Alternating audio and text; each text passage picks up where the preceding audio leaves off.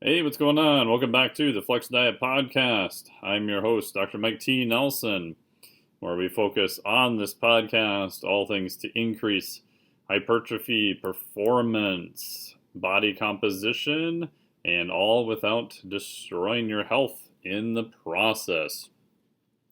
Today we're going to take a little bit of a tangent, but it's definitely related. We're going to talk about pain and what should you do if you find yourself in pain. If you're on my newsletter, you saw that I recently tweaked my low back a little bit, just being an idiot in the gym. So I talked about that in the newsletter. And if you didn't see that and you want to read all about it, I put the article on a simple website so you can find it, which is the sponsor of the podcast today. Just go to painfreemuscle.com, all one word, painfreemuscle.com, and that will automatically reroute you to the Mike T. Nelson site with the specific article there. It talks about what I did, being an idiot, and how it's going, and then also what modalities and what things you can do to help yourself recover from some tweaks and other things that you may do to yourself in the process. So go to painfreemuscle.com. That'll redirect you to the Mike T. Nelson site for the article, and you'll be able to find a way to get on the newsletter there also. So today, this was recorded at the ISSN conference, and we initially were going to talk about breathing and some other stuff, but we ended up talking about pain. The special guest today is Dr. Katie Dabrowski. She is one of the owners of Old Bull Athletics down near Miami, Florida. I think it's actually in Coral Gables, Florida. And we had a great chat about all things related to movement and pain. So I think you'll enjoy this. And because of the timing of what I did to myself and the newsletters, I wanted to get this one out to you as soon as possible.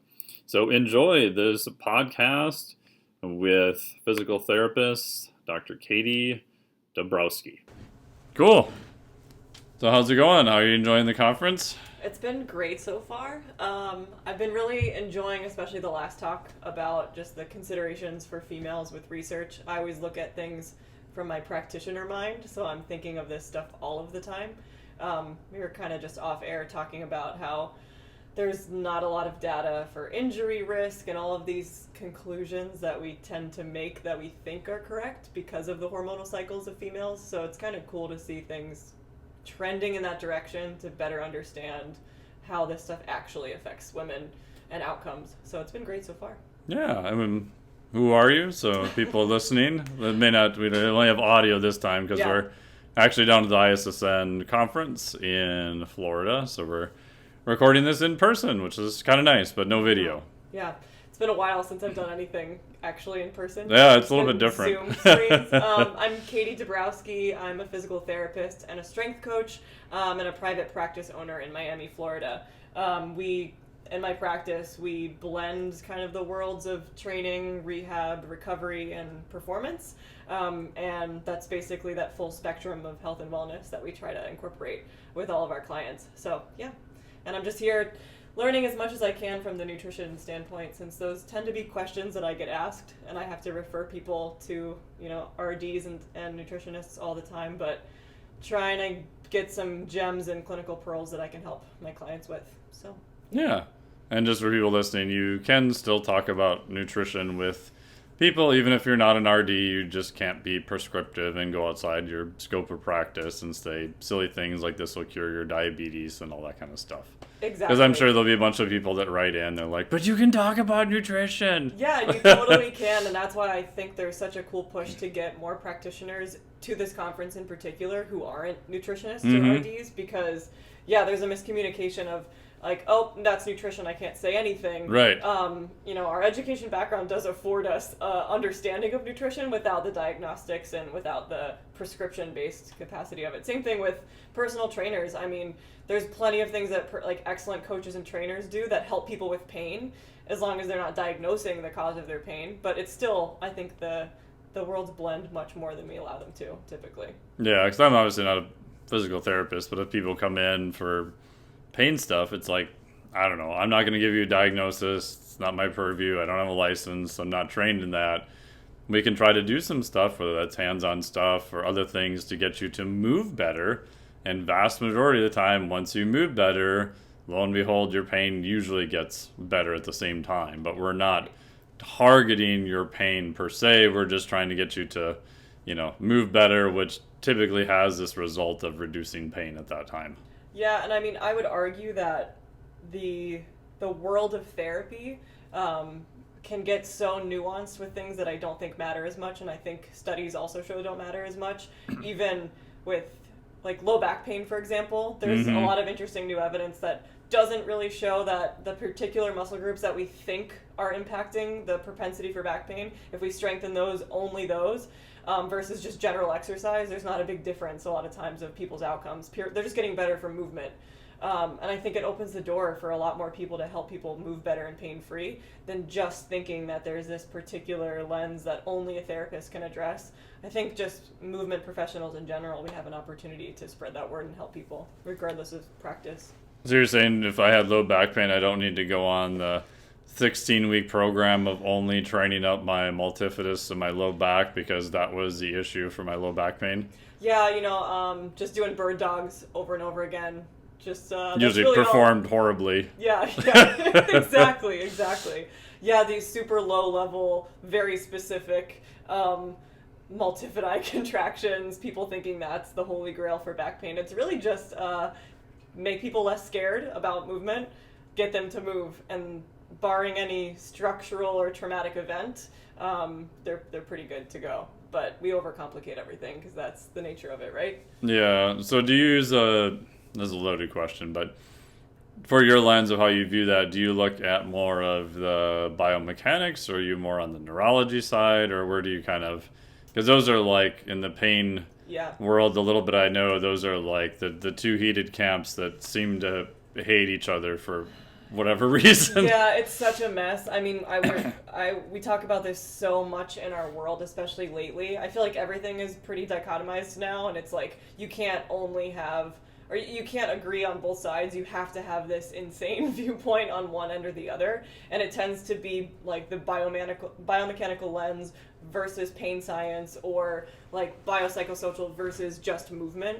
And I operate in the middle. I think there's a really big push right now to tell people that it doesn't matter how you move, because there's not enough studies to show that the specific position is correlated or is a causality link for pain. But I do think there's no harm in teaching people maybe better ways to move, in terms of, maybe if you put your hips in a different position for your deadlift, you're loading your glutes and your hips more than your back. And prefacing that with like, over time we want your back to be able to load this position, and we want your spine to be strong and resilient and mobile, but maybe right now we grade into that. So I think those two camps, I try to meet it in the middle, and context matters. I'm always trying to be more about movement optimism at the end of the day, and showing people that just by virtue of moving, we tend to feel better. But I still think there's important considerations for, people who have a history of low back pain.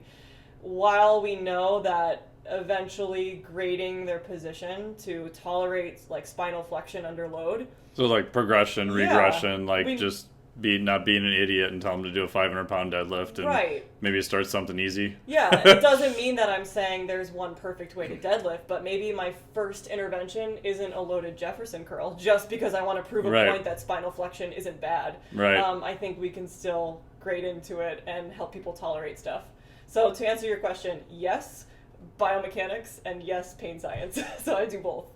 Yeah, which I got this from my buddy Adam, who bias. I work at the Carrick Institute, and he has a whole course that's really great. And their premise is it's a neurobiomechanical model. I love that. Right, because if you've got something that's completely blown out in your low back, you're probably missing some range of motion, you're probably going to have pain. Again, we've got MRI studies of people who are completely asymptomatic. Correct. Their back looks like it's got barnacles growing on it and they don't have any pain. Yeah. But you also have the neurology side where there's many times where MRI, whatever imaging you want, looks perfectly clean. There's nothing mechanically that at least we could see, at least with current imaging, and their pain is very reproducible. It's like, okay, every time I get to X position, it starts to hurt. So it's both. It's not always just this one or that one. Yeah, and I think in every field, that's kind of an absolutist statement, so it's going to go away from my point, but in most fields, if you are really holding on to one lens, you should probably reevaluate yourself and what your decision-making processes are looking like. But I agree with that. I mean, one of my favorite kind of schematics that I've seen online, and it's talking about the neurological aspect of pain absent of any tissue damage, or maybe there once was tissue damage, but it's, the painful event happens, and then we stop moving, so we become very fear avoidant, and then we get deconditioned because we've stopped moving, and then we try to resume the activity again, but we've become deconditioned and we've become fearful, so then we have another pain event, and it's this vicious cycle of that. And from my perspective, working with clients, if I can educate them on that, and I can teach them about, their pain is real. I'm not saying it's not real, but it's this feedback loop of, getting deconditioned over time from being fearful of a movement, and then no wonder you're going to try to resume activity, and you're probably going to have pain because your tissue wasn't ready to tolerate it. And helping people understand that is huge, rather than linking this movement is bad for you or these mechanics are the reason you're in pain. It's all like interacting together. Yeah, and I think people forget that pain is technically what's called a nociceptive signal to the brain, and it means that there's a potential that you may damage yourself. Right. It doesn't mean that you have physical damage.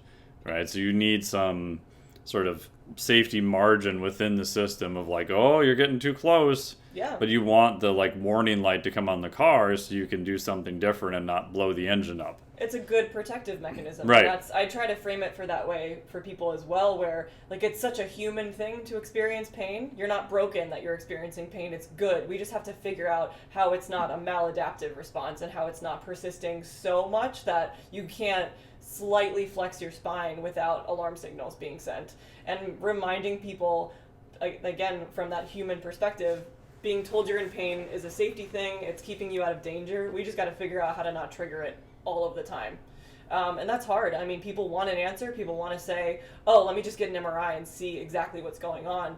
And a lot of part of what I'm talking to patients about, unless there's any red flags that us as therapists are going through, to those check boxes, if you check one of those boxes, then yes, we're referring you for imaging. But 9 times out of 10, we don't have to, because you're not presenting in a way that warrants imaging based on really good evidence and clinical practice guidelines that tell us that.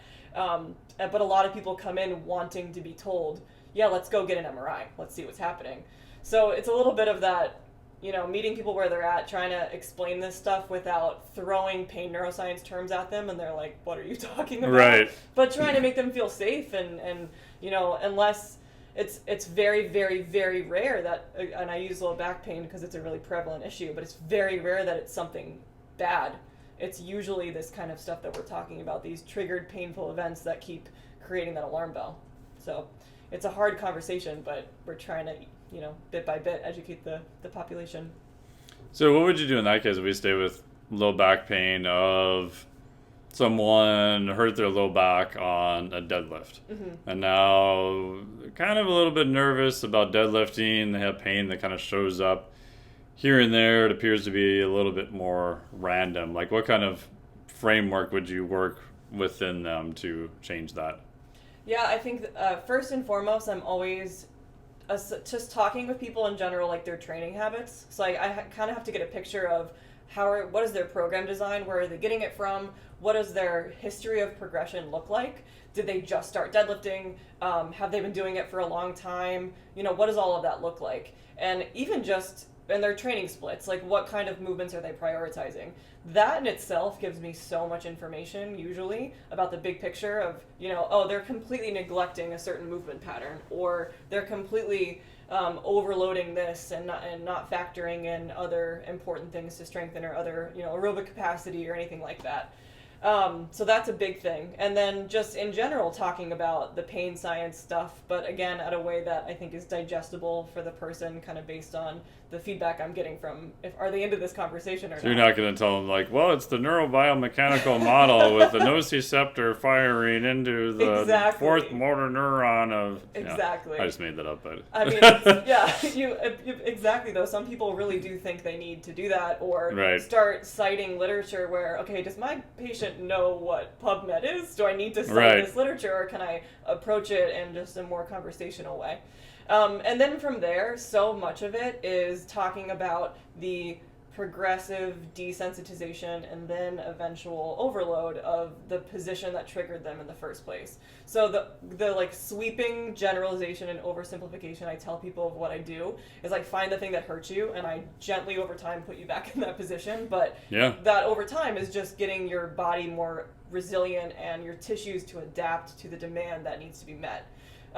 So often it's not even just a strength issue, or because I get guys who come in and they can deadlift 2.5 times their body weight. That's not a strength issue. That's probably a tissue capacity issue, or how you've trained up to that point to be able to do that weight. So it's a lot of just putting them in, for example, the hinge position in a lot of different ways, and seeing how we can load it in the meantime to not trigger symptoms so they get systemically stronger, and then we reintroduce the exact painful event. It's simple. It's not easy, but it is pretty simple if you think about it that way. Yeah, that's kind of basically the same model I follow with people. At the end of the day, it's like, okay, if you hurt yourself doing a deadlift, and let's say it was 405, in my head, and I actually started asking people if they would agree with this statement before we do anything. Like, okay, if you could deadlift 405 for a single and have no pain during the event and after, would you agree that you no longer have that issue? And a lot of times it's even hard for them to think about I don't know if this is even possible. I'm just saying, if we wave a magical wand, I'm not saying we can get you there. I'm just saying that if we did this, would you agree that you no longer have pain? Because some of the stuff I did in the past, I had people like their performance was better than what they were before they were injured, but they almost hadn't let go of that story of, oh, but I hurt my back deadlifting. Oh, yeah. It's like, but you understand now that you're literally doing more than what you did before when you hurt it, but it was like that they had spent so much time, this thing had sort of become almost part of their psyche, which gets into the whole psychology, aspect of it and stuff too. I don't know what your thoughts are on that. I really like that question to ask with your clients, because I think that's so important. Pain in general is so emotional and becomes part of people's stories that we get so hung up on, oh, but this one time I did hurt my back. Like, everybody remembers that. We don't remember that time you kind of rolled your ankle, or like those smaller or seemingly insignificant injuries. We remember, but then this one time my trainer had me deadlift and I hurt my back, but they're fine now. Understanding, I think, to the individual, what does being out of pain mean progress? Are they still scared of the movement? Like, that's so huge. And that's tough. I think so much of what I do is just talking through people the experience of the injury and what it meant to them, and how scared they are again. It's so, even the strongest people that I work with, so many of them still have hesitations about deadlifting, or that one time they did hurt themselves. I like that. I'm gonna steal that question. Yeah, I ended up getting that from was it Jill Bolte Taylor? I think I'm gonna get the name wrong. Who did the not a podcast, but a TED Talk years ago called "The Stroke of Insight." So she was a neuro researcher having a stroke, and she has a book, recalling everything that had happened. And I listened to her on a podcast somewhere. And she said that she went back, she spent years, I don't remember how long, doing all the rehab, everything got to be great. But she said there were certain things that she just felt like she wasn't herself again. But she couldn't pinpoint any loss of function that she had. And then she talked about going water skiing. I think she was slalom skiing one day, and how everything just felt amazing, and she forgot that she ever had a stroke. And then she realized, she's like, oh, but this is a thing I did at a high level before, unconscious, and now I just did that thing again. And she realized from that point, like, all the rest of whatever symptoms she had went away.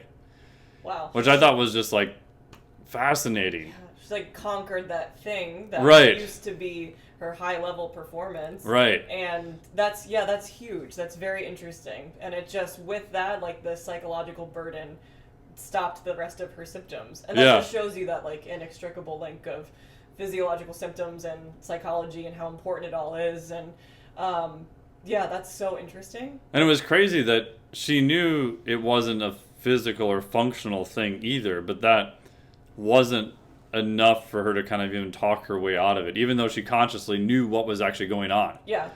Which to me was even more, like, fascinating. Yeah. Because it's almost like, my buddy Brian Grasso said this once. He's like, you're just looking for the one thing that they can't argue with to disprove what their current story was.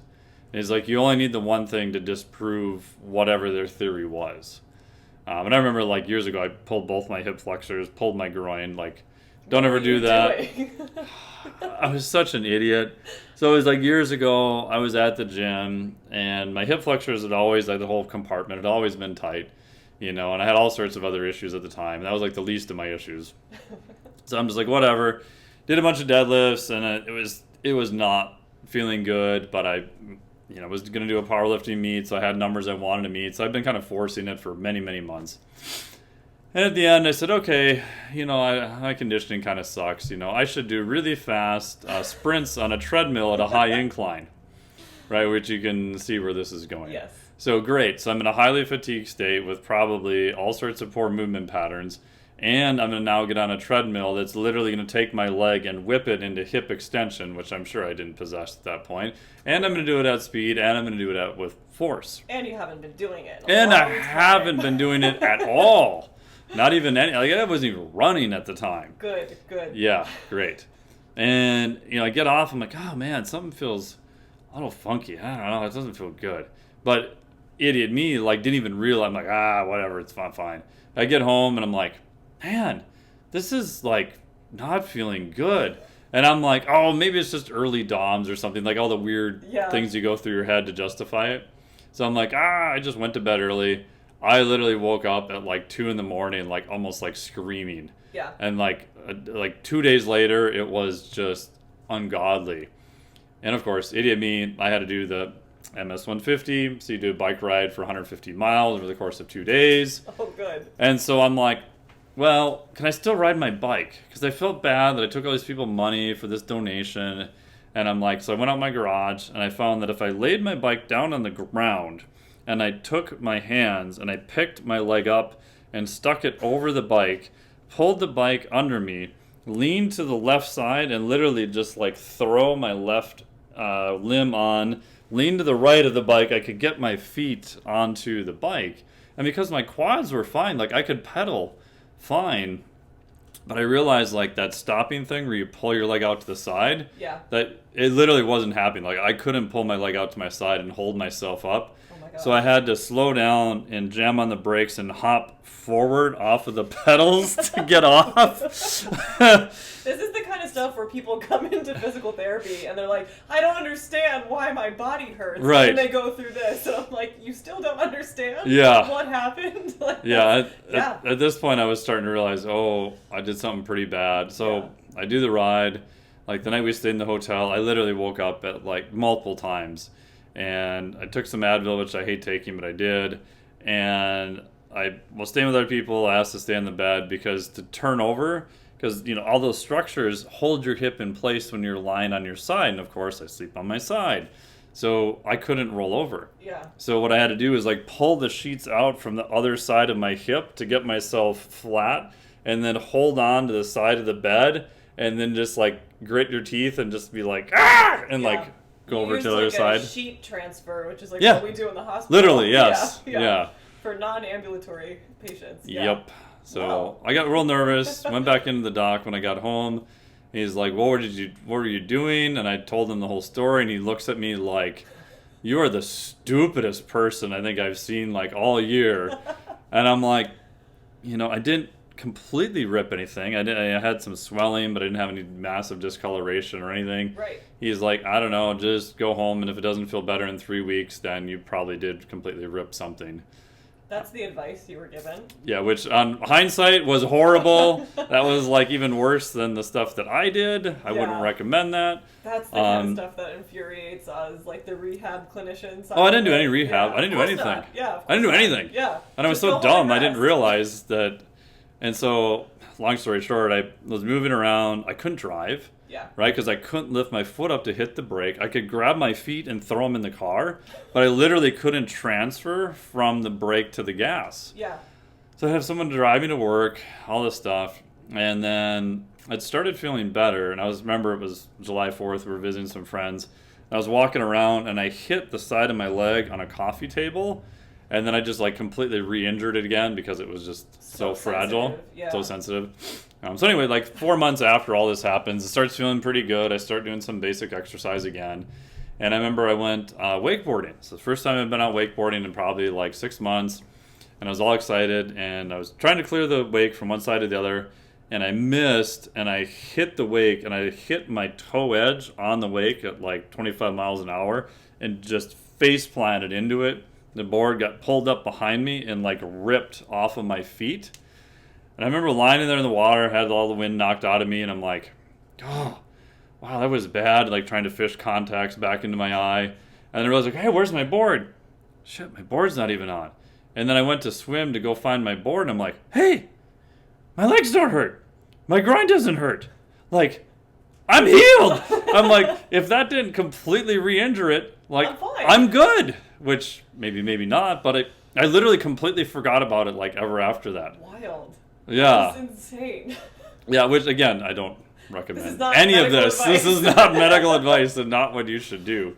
That's wild. But it was interesting that because in my brain, I'm like, if that did not completely screw it up, like anything else I'm going to do, I'm probably going to be fine. Yeah. But once I realized that, I literally forgot that I even never had the injury. You have to have that moment, and I hear it anecdotally from a lot of clients too, where they're like, yeah, I just did that thing and I forgot I was in pain ever. And right. then it's like this mindset shift that opens up the floodgates to them being able to go back to everything they wanted to do. Because they almost are holding on to this idea that no matter what, they're going to experience that pain again. Mm-hmm. And they're never going to be able to do the thing in the first place that caused the pain in the first place. So yeah, that's a good like anecdote of that for sure. Yeah. That's crazy.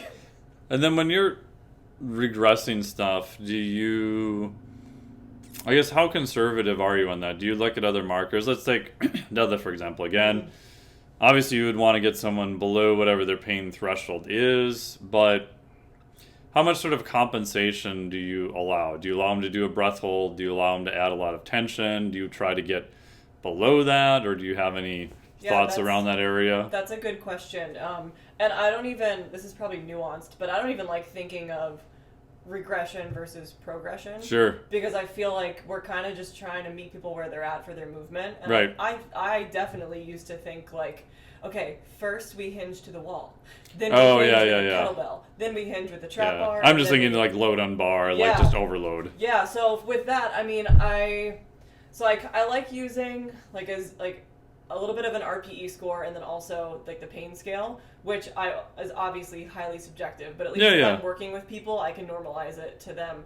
And I always preface with like a little bit of discomfort is okay because we're helping the tissues adapt again. There's a difference between discomfort and sharp pain or reproduction of nerve symptoms, obviously. Mm-hmm. So I kind of try to talk people, and it depends on what we're dealing with, of course, but I talk to people about some numbers to think on that pain scale that are okay if you feel when you're increasing load, and then where we want to either stay where we're at or not go beyond if we feel a certain level.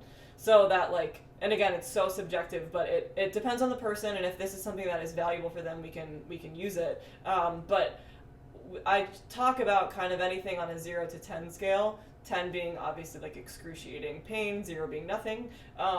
2, 3, maybe even 4 is sometimes like shit's just working again, and Mm-hmm. we're adapting to the position, and you might feel it a little bit, and there's nothing inherently wrong with feeling things. But when we get beyond that, and it's turning from discomfort to that sensation of pain, or it's very sharp, or there is something different about like the symptom of pain that you're experiencing, that's where we back off. So having that conversation and like talking to people that, you know, it's not bad if you feel something. We just need to make sure the intensity relative to your experience is not pushing into the point of unnecessarily inflammatory or irritable. Especially with nerve stuff. Nerves are so irritable, so we don't want to just make these big jumps without considering where they're at. But it's not perfect, right? It's so hard for people to rate, and you know this as well. Like really highly trained people have a hard time with RPE. Mm-hmm. Highly trained people have a hard time with pain scales. So somebody who's not highly trained is also that's really difficult. So Yeah. it's tough. Yeah. Oh, that's cool. I like it. Anything else you would add in kind of the pain area from, I guess you could say more of a practical standpoint for people listening? Yeah, I think getting comfortable like exploring movements yourself is really important. And you know, again, this is hard because it's really tough to. I work with a lot of trainers and coaches as well, and a lot of the questions they have is like, how do I know when I'm working with a client and they say something hurts? How do I know it's okay or safe, or if it really hurts, or maybe they're not used to feeling muscle soreness? And I think part of it is you just have to experiment a little bit with yourself too and know what different things feel like, and getting a little bit less scared, I guess, of feeling something. Kind of like what I was talking about before. Discomfort is going to happen. Like there's times I do movements and I'm pretty highly trained and I'm like, oh, that felt a little funky, and I just try to adjust in that moment instead of getting scared and not doing anything. It's really hard and it takes a lot of time. I think a big thing that just in practicality wise is pain is a normal part of the human experience. So I think a lot of times people have an injury and they expect that the opposite of injury is being pain free forever. Mm-hmm. And I don't think that's correct. We're always going to tweak stuff if we're really active people. We can't really stop that from happening, but we can create a program design that's going to put us in a better position for success. We can have sleep and recovery habits better than they mostly are for people to put us in a better position. And we can, you know, understand that pain is a normal part of being a human. Yeah, and there's also disorders where people don't feel any pain and they all die early. I mean, literally, their mortality is like 30 or 40 years. It's not like, they lost a couple years. So we want pain. Yeah. Like, it's okay. And what you mentioned in the very beginning, it's an adaptation. It's a quality to help us avoid getting further tissue damage or getting to the point of tissue damage if we start to feel pain and a little bit of alarms. So it's like with anything. I mean, with stress is an adaptation until it's maladaptive. It's all a similar idea. And helping people to get comfortable with those like human responses to things, pain, stress, whatever it is, I think is part of the job too. Yeah, I also tell clients that if you move wrong, you actually want pain. Like if we use the example of a deadlift again. If I deadlift goofy, I actually want a stupid, blinding amount of pain to make me pay attention, and then the second that I correct it, or I drop the load, or I get safely out of the lift, and it goes away, that's exactly what I want. Right? And that doesn't mean I damaged anything. Right. That's my brain saying, hey, dumbass, Yeah. that was a horrible idea. You should stop this, like, now. Yeah, that's such a good point. Like, it's a self-protection mechanism. Yeah. The brain is smart, right? Like, Yeah. that is the whole point. Yeah, absolutely. And do you see, like, patterns? So what I've seen with people trying to get out of pain was they would get better, and then they would appear to get worse. So, like, the oscillations, so they come in, they have, pain, let's say 80% of the time, they've got a fair amount of chronic pain or whatever. Mm-hmm. My first question is it ever modifiable? Right? Do you have good days and bad days? If they say yes, cool, that means there's something modifying it. If they say no, then they've got like omnicontextual pain, and then that's a whole different discussion. But what I've noticed is, like, I'll tell them that the pattern I typically see, and I'd be curious what you see, is that your intensity may go up. You may have days that are worse than you've ever had before in your life, but consequently you may have days that are better than you've ever had before. Yeah. Like you may have a very, very more intense periods of time, but they're less in length. Yes. It just seems like instead of this kind of like low roar, you're injecting like variability back into the system. Yeah. And I think sometimes if they don't know that, or they're not thinking about it, they'll have like a really bad day because we tend to remember all the negative stuff. Yes. And then they're like, oh my god, this guy's an idiot, he doesn't know what he's doing. It made me so much worse. It made me so much worse. Yeah. But because then I'll ask them and say, well, how much time have you been in pain? Is that getting better or worse? And most of the time they're like, oh yeah, now that I think about it, like I've actually been in pain a lot less. Yeah, I think that's such a good point, and I'd be interested to dive in a little bit even more in any literature on this topic, because I have a few ideas that I'm kind of extrapolating from other things. But you mentioned initially that like the neurological alarm of, oh shit, don't do this. Right. It's quick and it goes away. When we're in chronic pain, we don't have that, oh shit, don't do this, because everything is that moment. Right. So it's this diffuse rumbling. It's like drowned out. Absolutely. And we don't have that heightened response because we're just dully experiencing pain the whole time, rather than extreme variations of it. So you could discuss with your client that like neurological adaptation is improving. Like we're getting more able to get alarm bells and then the calming effect instead of just this dull, constant alarm. So that is seen as a good thing. Like stuff's working again. You're being reminded of this more intense pain instead of it just being constant and there's no change in good or bad days. Of course, getting people aware, like you said, of the time of pain, the timeline of pain. Like whereas maybe their symptoms when they were bad took weeks to resolve, now they have this intense moment of it, but they're better like the next day. Like that's a huge difference, but people don't think of it that way because they just remember the pain event. Mm-hmm. And then this is kind of thinking in terms of, I can relay it to like a disc herniation or radiculopathy, or actually like neurological symptoms from a disc herniation or a nerve impingement. There's the concept of peripheralization of pain versus centralization of pain. Yeah, central windup. Right, so if your foot is numb and you can't pick it up, that's more severe than if you just feel the very localized pinpoint pain in the back. So explaining that to people, like they might think that their back pain is worse as their disc is healing or as their nerve impingement is going away because they feel it very localized at the origin of injury instead of this weird kind of diffuse numbness in their foot that they're maybe not as aware of. So pain spreading out and being more vague versus it being very pinpointed, localized, we see that as a good thing in the rehab world too. But you have to manage expectations and explain that because like explaining, yeah, it might feel like it's more intense. And if that could really freak somebody out or make them think that you're garbage at your job if you're experiencing more pain. So I think those are important conversations to have. Yeah, I live in Minnesota, so I tell people it's like pushing the car out of the snowbank. Like no one goes out and just pushes the car out. Like you have to start generating some momentum. You have to rock the car forward, and then it's going to go a little bit further back, and it's going to go forward again, and then eventually you're going to get the car out of the ditch, and hopefully most of your pain is kind of back to normal again. Yeah, that's not an analogy I can use in Miami, but yeah, I know. I'll think of pushing something the more car sunshine friendly. Off the beach. I don't know. yeah, that's a great point though. I think just in general, like more openly discussing pain, I think is really important because it's so hard to describe pain in the first place. So I think if we talk about with our clients, what kind of pain, what does it feel like? How would you describe it? How long does it last? Do you notice any triggers? Can we talk about patterns? That's a whole other part of rehab and coaching that I think gets missed because it's always like, oh, you have pain? Let's avoid and do something completely different out of fear of, obviously hurting somebody. But we have to talk about it and see exactly if there's patterns. Do you do things that are different with, it's like a two-part question, where you're confident the pain is more central and located to where the issue is? For example, like surgical interventions are easy because we know what area has the damage, we know what's going on. So they have a disc issue, they go in, they scrape some stuff out or whatever they do.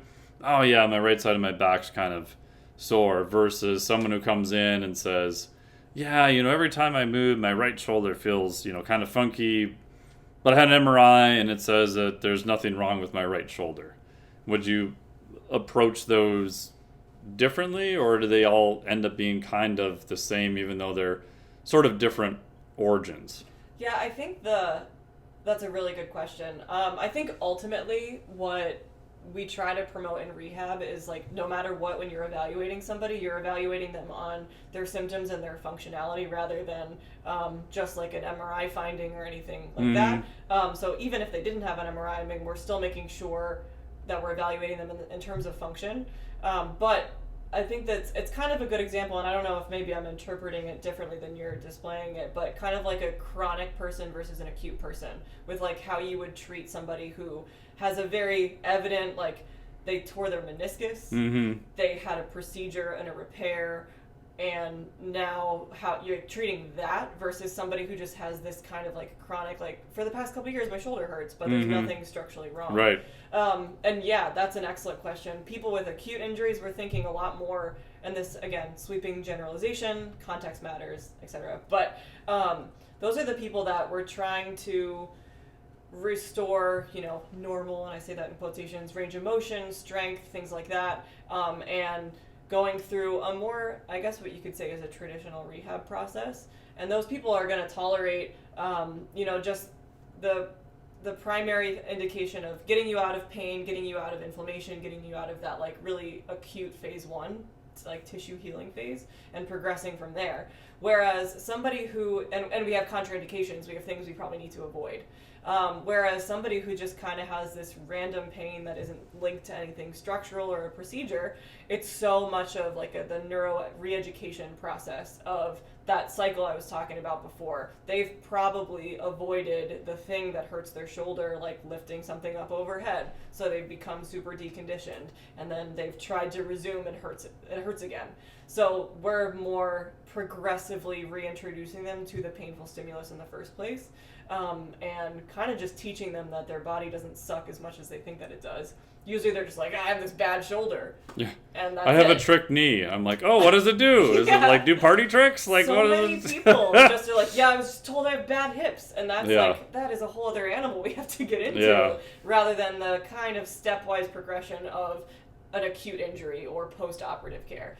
At my facility, I mean, we see mostly non-post-operative. Part of it's because we don't take insurance, so it would be pretty pricey for people to do post-operative care, and we're honest about that. You don't come here for some of the other stuff, the later stage stuff.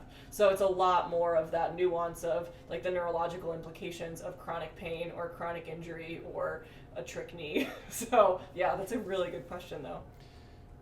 Do you think there's a difference in, as we say, with like, oh, it's my right shoulder, it's been bothering me for 1 or 2 years, let's say the MRI is clean, nobody can figure it out. How often do you find that the right shoulder was literally the source of their pain? Meaning, I'm not saying that they don't have pain there, I'm not saying they don't have a loss of function, but do you find that working somewhere else in the body then helps the shoulder? Because that's what I found. Yeah, possibly. I mean, it could have a lot to do with just their pelvis and their ribs and a lot of other stuff contributing Sure. to overall movement patterns. It probably also has a lot to do with like the negative feedback loop of thoughts about pain in general. Sure. It could be like a whole kinematic chain thing because they're changing positions out of fear of aggravating the shoulder. They're probably avoiding entire types of training because of that, or they're just not moving in general because they haven't been taught that. This is something I'm really big on, and I'm sure you are too. All of the many, many, many ways you continue to train, even though you have a part of your body that hurts, and all the ways you can train around that. So maybe they haven't even been told that, so it's like a conditioning thing itself, rather than like the specific shoulder pain. What's your experience with that? I don't know. I mean, like I did some stuff through Z Health back in the day, and so we did a lot of gait assessments and stuff. And if you do any gait assessments, it's, you don't need to be an expert. Like, go to the airport and just watch at the mall, and watch how just horribly people walk. Yes. And the first thing, like, your brain is drawn to is, like, the thing that moves too much. Yeah. Right? So you see... throwing themselves forward. Yeah, what I call the yoga arms, where Yep. only the elbows tend to move. No pelvic right? rotation. No and pelvic just- rotation, yeah. right? So Ron from PRI would say that they're like a snowman with their snowballs stuck together. They Yes. can't rotate and differentiate their thorax from their pelvis, so Yeah. they kind of waddle, sort of.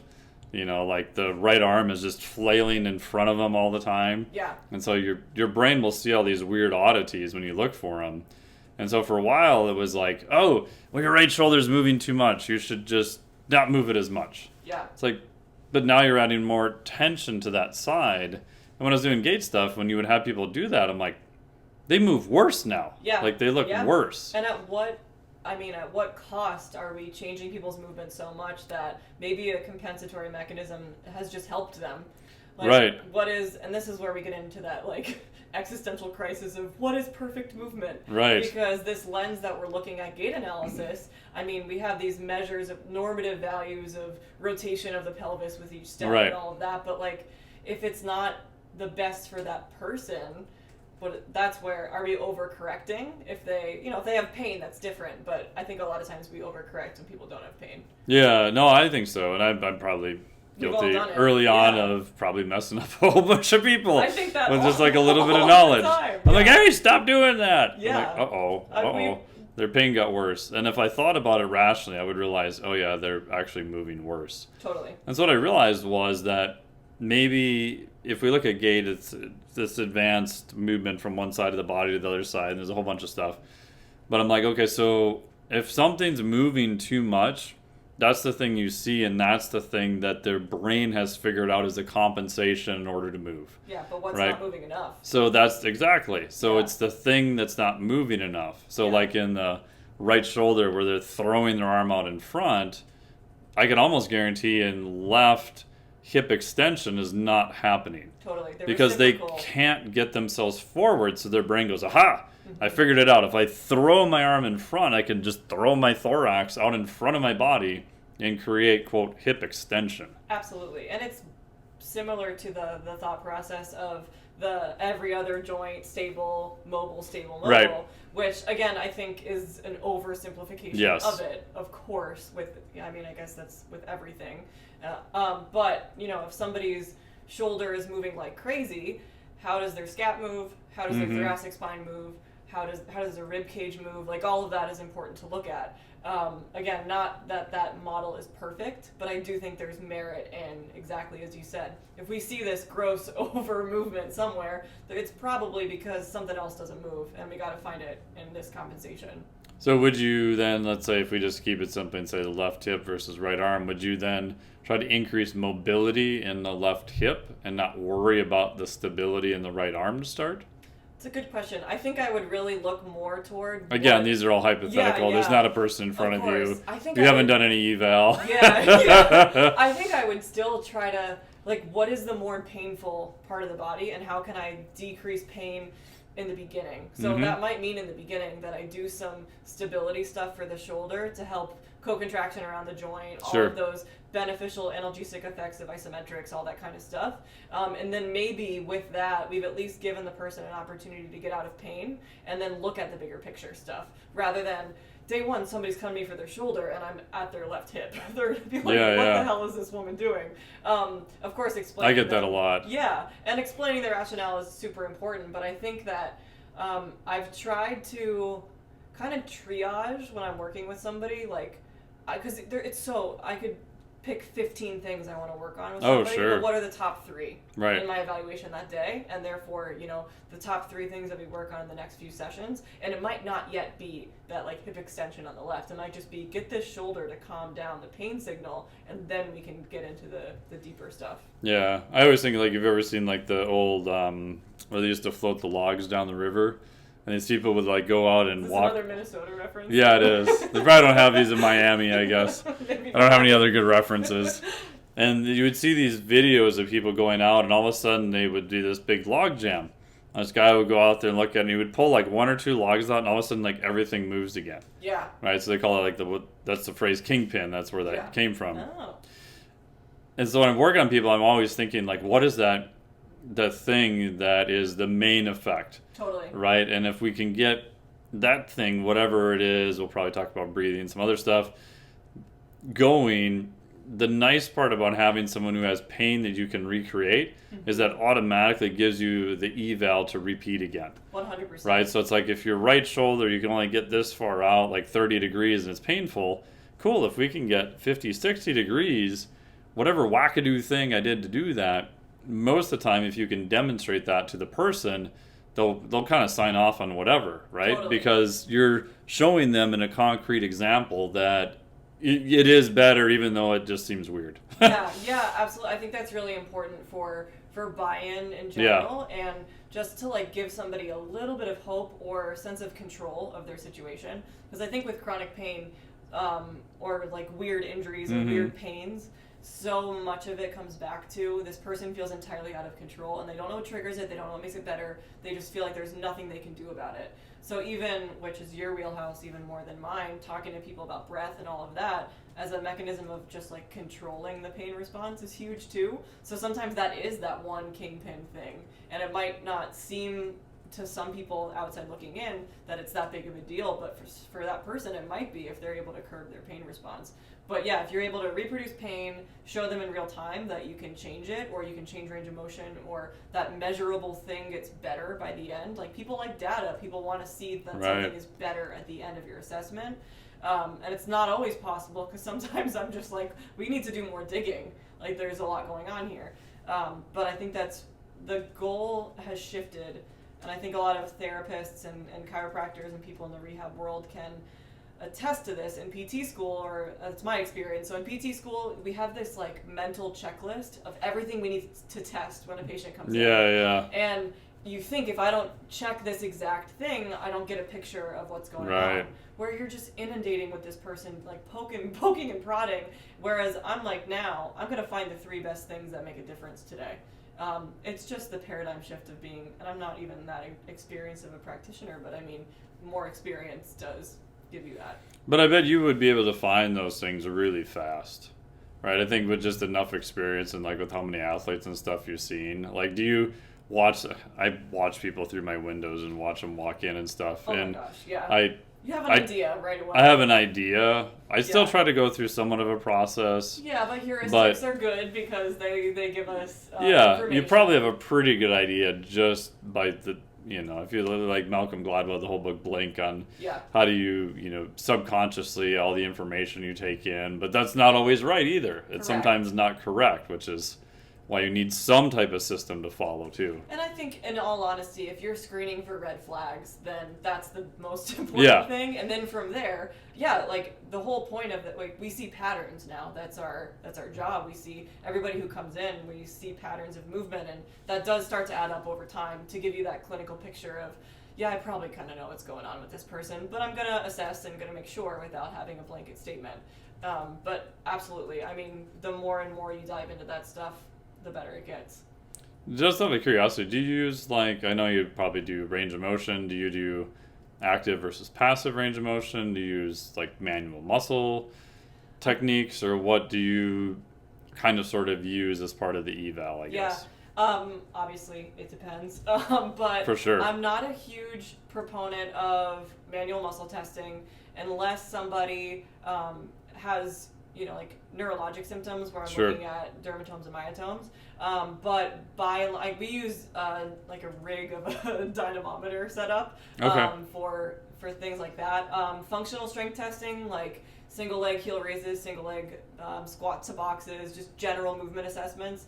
All of that tends to be what we look at most. If I watch somebody squat, I have a pretty good idea from that where their strength issues are, rather than me pushing into their hip flexor and saying, don't let me move you, and how that's probably changing throughout the day. I use it sometimes, especially if I see something in a squat that I want to kind of confirm and to really show a patient, like, if people are having, low back pain, and I'm assuming and just looking at them by all my testing that it's probably because some weakness in their hip abductors, it's good to show them when I test that, like, wow, you can't even resist gravity on your left side, but you can on your right. That's pretty big for a patient. They're like, oh God, you're right, this is crazy.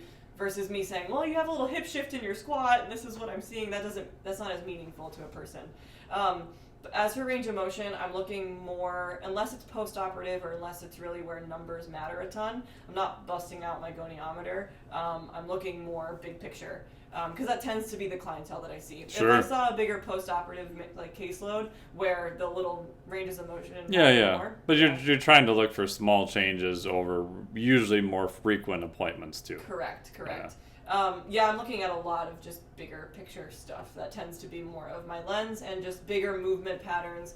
I'm lucky that I get to have a pretty active population, so it's usually like a CrossFitter who, they have pain with some overhead position, and I'm able to go through an assessment that puts them in positions that look like their CrossFit movements, and better able to see what's going on from there. Special tests don't have a ton of reliability and validity, so a lot of that stuff with a few, obviously, like the Lockman's test for ACL is pretty good, but other than that, there's not a ton of really good evidence that special tests are as special as we were taught. So it's a lot of bigger picture stuff. Yeah, which leads to the next question about how do you manage the use of data and research versus the sort of art of being a clinician, right? And I think manual muscle testing is probably the perfect example, because I know I've gotten all sorts of hate mail because I do use manual muscle testing. Mm-hmm. In all honesty, is it the main thing I use? No, it's strength testing. I can usually get a pretty good idea just by watching the person walk, having them do a couple things, but I have found that it can be incredibly diagnostic to the person experiencing it. Totally. Because if they don't feel different, they're not going to believe anything that I say. Like the hip abduction example. It's right. Like if they don't see that and you're just telling them quality of movement, right. Here's what I think is going on, that means nothing to them. If they can't lift their leg right. off the table, but their other side can, they're like, oh, this is meaningful. Yeah, it's like, here, hold your leg here. I don't even have my hand on you. Like, if your leg drops, like if you're doing a psoas test and it drops 2 inches, yeah, I just have them hang out there for a little bit, and they're like, trembling, and you do the other side, and you could like almost stand on it. It's like, we're not looking for small differences here. Like, right. I'm more interested in, could you feel the difference there, and do whatever intervention you do. And oh yeah, wow, that feels a lot more solid now. Yeah. Cool. They're probably more bought in to what you are going to do because they can feel a difference now. Absolutely. Like most of the time, like hip shift is a great one. Like how many CrossFit athletes come in and they're like, yeah, I definitely have a little hip shift to my left. Yeah. They probably do, but I don't know how many of them could be able to detect that.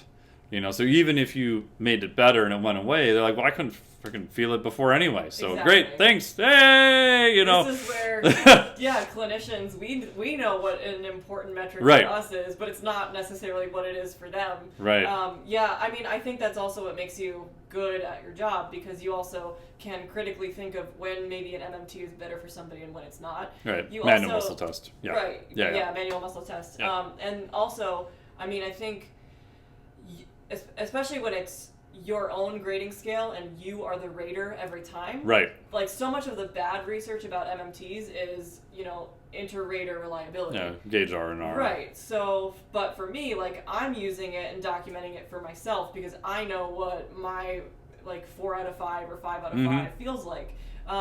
Versus me and you trying to maybe communicate that. We'd probably just talk about their strength a little bit differently than that number. But I think that it's very useful for sure still. And that's where you have to be able to appreciate the importance of evidence and the importance of the studies that back the interventions that you're using, but then also that experience drives the questions to be asked in research in the first place. So that experience component of it isn't such a negative thing. If you're only doing things because you are using anecdote, maybe reassess. But also if you're only doing things because you found a study about it, I think that there's a lot of in between, and there's a lot of need in our world to be able to talk about the importance of, experience is still on the hierarchy of level of evidence. Right. It's not as high as a meta-analysis or a systematic review, but it's still there. It's not worthless. And I think it's a really tricky time right now because those two camps are pretty hostile. It's either experience only and you're, well, I can lift 700 pounds and you can't, so I'm right. Or, but I've scoured PubMed every single day for the past 6 years and therefore I'm right. Yeah, so it's a my mess. deadlift's 25 pounds. Right. Exactly. So it's a mess. I think, like with everything, there's so much nuance and there's so much context. I try to, and that's what I think in PT school, It's getting better. A lot of it, and in like chiropractic programs especially, there's a lot of stuff that's just been snake oil, and it's just been, we think this is happening, therefore we're going to do it, versus really rigorous, good evidence-based protocols. So I understand where we need to be better at that. We need to make sure that we're not just doing stuff because PTs have been doing it for years, or chiros have been doing it for years, but that doesn't negate the importance of experience. What are your thoughts on that? I mean, a lot of it I think just depends on, because I get hate mail from both sides. I get hate mail from researchers, and I get hate mail from like experienced people, and that's always them arguing the other side. Yeah. Like from hardcore research people, it's like, you haven't done enough publications, and you don't teach full time anymore, and you don't have your own lab, and it's like, okay, but I've published stuff, I've gone through the training, blah blah blah. And then from the experienced people, it's a certain coach, would say, well, you don't have 20 years of experience like I do. Yeah. And in one way, 100% absolutely correct. But if I started training people today, you're always going to have 20 more years of experience. I mean, that's not going to change. And again, there's a time and a place for that too. But there might be some stuff that you've missed along the way. And it doesn't mean just because you've been doing something that's going to be 100% the correct way either. So I think, again, it comes back to context, which nobody wants to discuss anyway. Right. So it's like if I'm designing a test to look at manual muscle testing, I'm going to do everything possible to have a sham intervention, to have it be randomized. And, some of these things with that intervention are not going to be possible. But you're going to do all the good things to set up a research study to actually try to avoid any effect of a placebo, or at least account for that as best that you can. The weird part is, like, if you're a clinician, like, you're in a cash business, people pay you literally for a result. And your job is to deliver said result in a nice and safe, efficacious way. If there's not a single study on it, but there's no downside and it appears to help people, is there really any negative to doing that?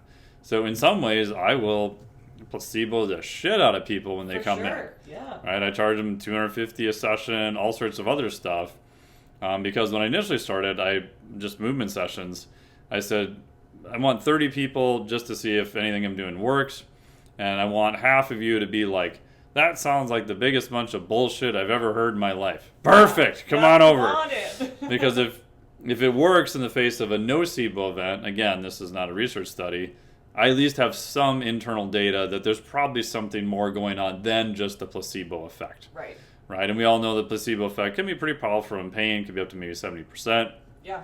But I've often joked that no matter how much I think I can fly and just flap my arms real fast, physics is going to win every time. Yes. Right? So belief is powerful, but at some point, even a placebo effect, there's going to be pretty hard limits on it too. But you tell a research person that you're trying to placebo people that are coming into your place, and they lose their mind because they think you're trying to do a research study. Right. And I'm like, no, it's not a research study. And then, trying to test what you think your assumptions are, grabbing a different case or doing something that you didn't think would work. But you're still left with, if you're doing a clinician type viewpoint, to me, that's more of an art, right? You're reading the research, you're trying to do evidence-led practice, but that doesn't mean that if the data didn't say this, that you can't do that. And that's where I think people lose their mind. That's where I think one of the biggest issues is, exactly as you articulated it really well. It doesn't, if just because there isn't something saying don't do it, it's not going to ruin everything, like exactly as you said. I think also the art side of it too is allowing for the human element of rehab to enter the picture. I don't think I would get a whole lot of people trusting me if I just sat there and cited evidence and didn't appreciate the human component of pain, the human component of rehab. And maybe I like to think of, as long as we're explaining our intervention methods with good faith and like trying to be as real as possible with the evidence that we have as to what's happening.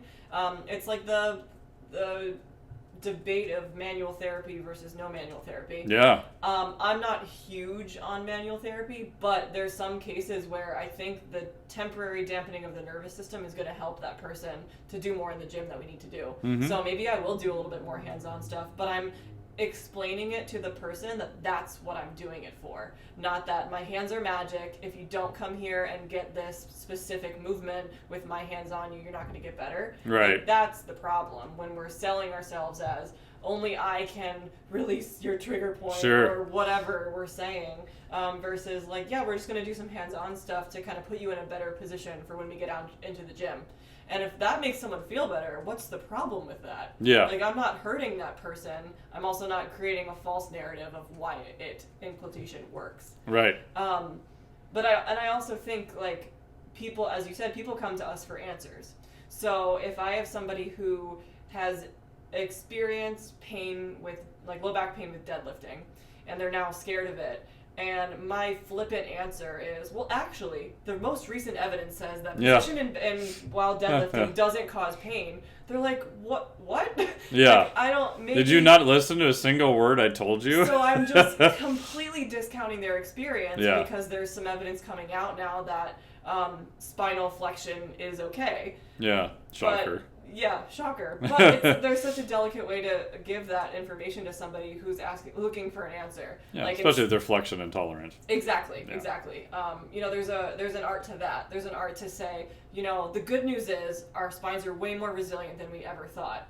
But it's going to take time for your body to adjust to that. We'll get you there, but the pain that you had, we can really curb that by, helping with some mechanics, and then over time getting your spine more used to a position that it's not used to right now.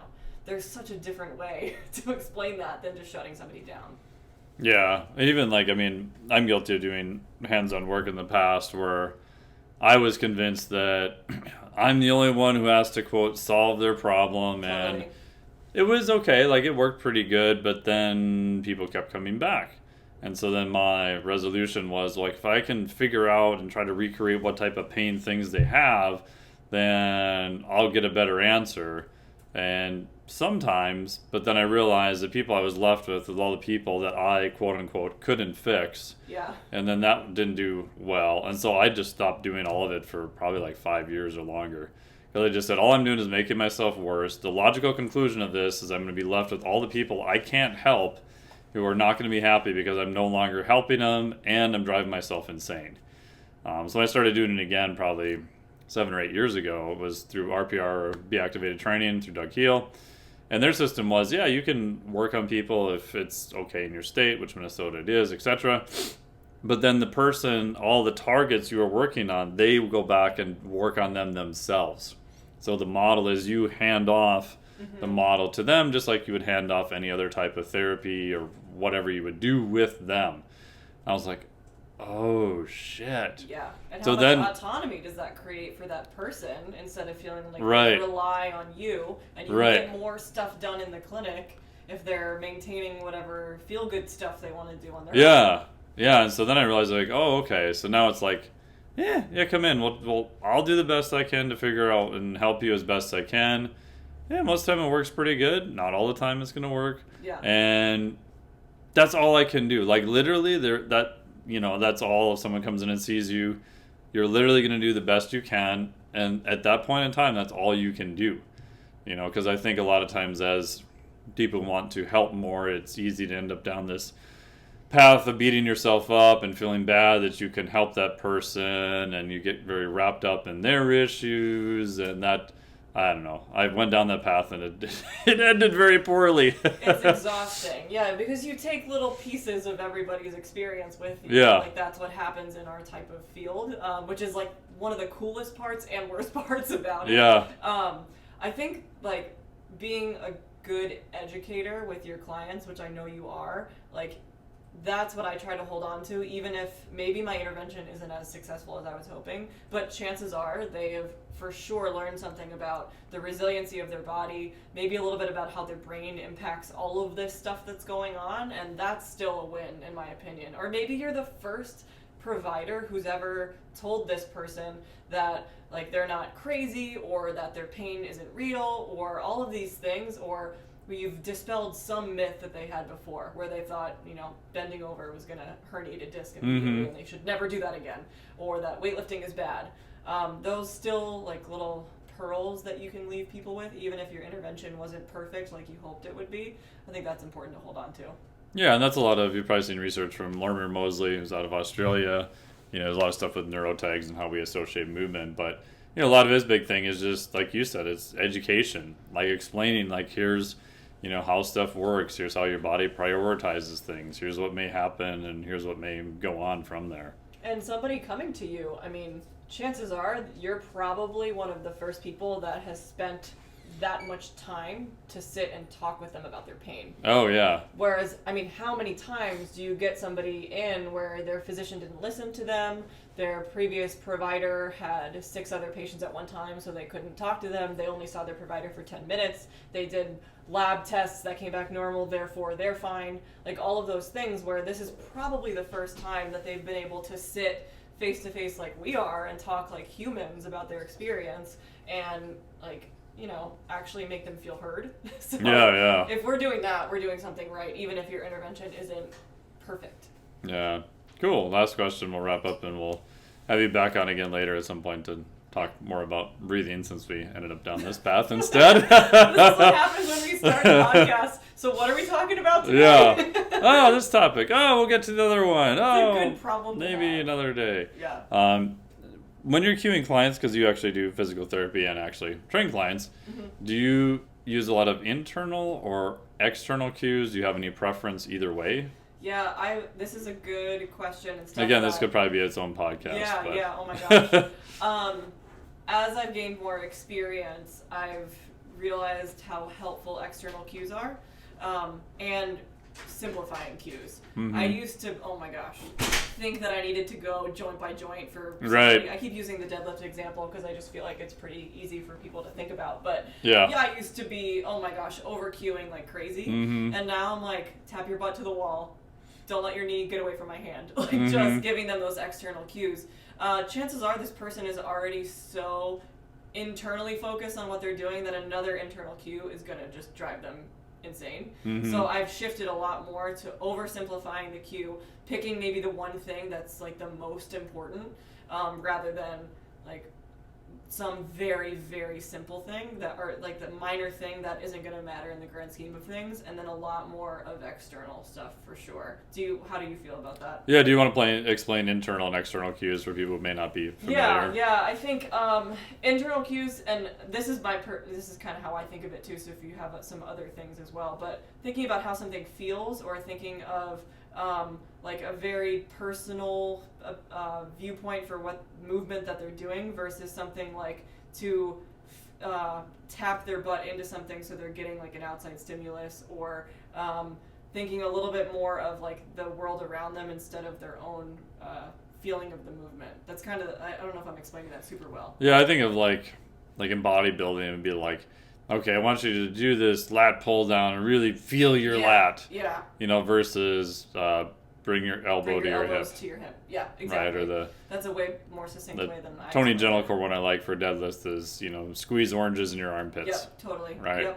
Yep, spread the floor apart with your feet. Yeah. And stuff like that. Yeah, and I think that's so important because you'll find what person, other than nerds like us who love knowing what fiber of our muscles that we feel when we're doing things, really feels their lats. Or even knows where their freaking lat is. Totally, totally. So I find we have the luxury of understanding that sensation and knowing, like, and you probably are the same way. I can really, in my own head, nerd out over the lift that I'm doing. Oh, yeah. Because I'm like, oh my gosh, I just totally felt that in that exact portion of the fiber I wanted.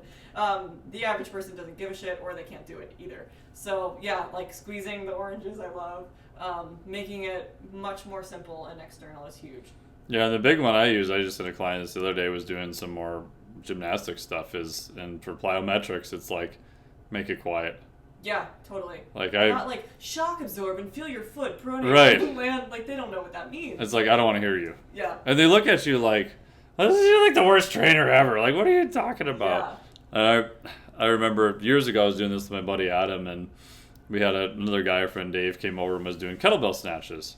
So bring the kettlebell up, you can hear where the kettlebell, you have to kind of release your grip a little bit to let the kettlebell spin around. You got to kind of sneak your forearm underneath. Totally. Otherwise, it makes this horrible screeching noise and just slams into the back of your forearm. And you will be bruised. All the time, you'll be bruised. I beat the crap out of myself so hard trying to learn kettlebells. Oh, yeah. It's a rite of passage. Yeah, and so this is years ago. Buddy Adam comes up, and you can just hear the screeching of the skin, like, on the kettlebell. And in my head at the time, I'm thinking, like, oh, you got to do this cue, and I try not to feel it. He's like, Dave, I don't want to hear that noise. And he looked at me, he's like, that screeching, hellacious noise you're making with your hand. Just stop that. He's like, I don't want to hear it. He's like, that's so good. And it took him a while to figure it out, but, I mean, literally within 5 minutes, he had figured it out. Yeah, and it's more contextual. You had to figure it out instead of you've inundated somebody with a list of cues. And now they've actually just figured out how to adapt and move their body in a way that this horrible noise doesn't happen anymore. It's so much more valuable. I think we all start over-cueing, over-correcting. I think about this all the time, the stuff I used to say to people, and now I'm like, that was so obnoxious. Yeah. And it overcomplicates and scares people away from the movement, because they're like, what are my shoulder blades doing? I'm like, just pick it up off the floor, and then I'll tell you if there's anything I want you to change. Like, just figure it out. But I still think, like, trainers, like, the whole internal, because most of training is, like, derived from bodybuilding, which has its pros and its cons. I think one of the negative cons is that internal cues are just, like, still, like, sort of the assumed way to go for, like, general population, which I think is just not correct, and it's mostly because trainers haven't been taught what else to do. Like, there's this thing where you're in front of the person, you want to feel like you're being more useful, you have all this knowledge, and you just gravitate to internal cues because they fulfill that bucket. Yeah, that's a great point, too. I even think of when I used to watch somebody in an assessment and they're squatting, and I'd be like on one knee looking at their hip joint, their knee joint, their ankle, and I'm like, I'm trying so hard to make it look like I'm really in the moment, because like, well, they're paying for this, I gotta be really in it. And now I'm just kind of taking a step back, looking at the big picture. So similarly with cueing, like, we think that we're supposed to throw all these things at the person so they feel the value in what you're doing. And it is exactly just feel this and feel the tension there, and people have no idea what they're feeling. It's tricky. My bias is that I think if you're biasing people towards internal cues, you're purposely making them search for sensation, which I think may bias people to actually creating more pain. Ooh, I like that. What is your thoughts on that? Yeah, you can tell me that's a horrible idea too. That's cool. That's a really interesting take, though, or just in general, that you're biasing yourself toward that, like, the feeling something is a measure of correctness of a movement. Right. People get so frustrated with not feeling their certain muscle group when they're doing something that they think they're doing it wrong. And you're going to be hypersensitive then. Am I feeling this? Am I feeling pain? Do I feel the stretch? Do I feel the tension? Do I feel the contraction? Or, do I feel pain? I think that's a really, really good point. I haven't put it in that, maybe with that lens, but that makes a lot of sense to me in my biases for sure. Yeah, and that's what everybody, Frankie and Adam again. Because if you think about, like, when's, like, the best you've ever had, like, your best session in the gym, or for me, it'd be, like, kiteboarding or, whatever sports you're doing. It's like, do you have more sensation or less? Like, your best days you've had. I think almost maybe less, because you're in, like, the flow state of just moving well. And again, maybe this is my bias, and maybe this is our high training age bias, where I measure progress of, like, that the quality of my movement was excellent, and I, like, the position that I wanted to get, I hit, everything just felt natural and effortless, versus, like, feeling a certain sensation. So maybe that's our bias as well. But I think that's something that can be easily taught. Yeah. And it's not that, like, sensation isn't important. That's not what we're saying. I don't think you need to go looking for it. Yeah. Right? And if I want a different sensation, I'm going to mechanically change something in their setup via an external cue first, instead of being like, come on, bro, feel your lat more, feel your lat more. Right. And sometimes all it takes is, I keep going back to hinging, but they're hinging and they're slamming their knees back into extension and just getting a crazy hamstring stretch. Just, like, put something in front of them and say, keep your knee there. Mm-hmm. Like we're making it so simple for them that they can just focus on movement instead of feeling stuff and trying to create this highly sensitive like training experience. Yeah, I like that that question though. That changes. I think that if I would have heard that like years ago, that would have changed so many things with how. Yeah, it still pisses off a lot of people, but it's like we're also I don't know. I'm not working with bodybuilders, so Yeah. for me it's just making regular active people enjoy movement. So I'd rather them come out of a training session and then be like, that was so fun and I enjoyed the movement and I felt like I was just in the zone versus I felt this sick lat pump. Yeah. It's different. Yeah, and even bodybuilding, there's like one, maybe two studies that show internal cues may be better, but again, you're talking about like if you're doing a dumbbell preacher curl, you're in such a highly isolated position with artificial stability that, yeah, maybe in that case, it's okay. And I don't know, I'm probably one of the rare people where I'm still like not completely convinced, because even just changing the mechanics sometimes in there, supinating more, whatever, changes the sensation. Yeah. So again, my workaround is I'm going to change the mechanics of it to, I'm still kind of looking for a sensation, but as a byproduct, not the sensation first. I want to use that as just feedback of how do you think this, the session went. Yeah. Right. So if someone's doing a dumbbell bench press, I'm going to watch their movement and ask them, and they're probably going to be using an external cue. Okay, when you get to here, I want you to think about pushing there or whatever. And at the end, I'm going to ask them, like, where did you feel that? Right. Because I still want that information. I'm not completely discarding it. Totally. And if they're like, yeah, I mainly feel it in my upper pectoralis, cool, then we're probably right. Yeah. If they're like, yeah, I felt it in my right pec and not my left, okay, now there's something weird. Or I didn't feel it at all. Maybe that's okay if we're going for a pure, performance standpoint.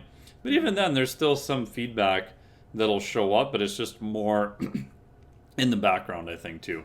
Yeah, and just because we as practitioners and researchers are good at, again, with our training age, we're good at feeling it.